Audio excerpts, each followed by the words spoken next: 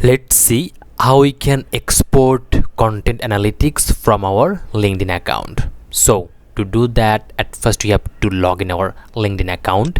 Then we need to select on this LinkedIn icon.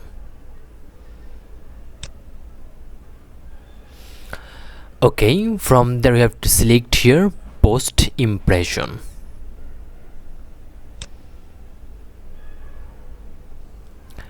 Now here you can see we are on our analytics dashboard. From there we need to select here on the days tab to select which days report we need to export. Here you can select 7 days, 14 days, 28 days, 19 days, 365 days. Even if we want, we can select the custom days. Just need to simply click here, and from there we can select the date.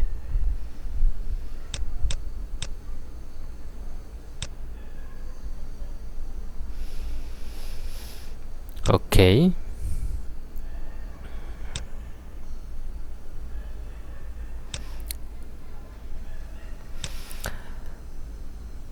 now here you just need to simply click here on this export button. Then we need to select here confirm.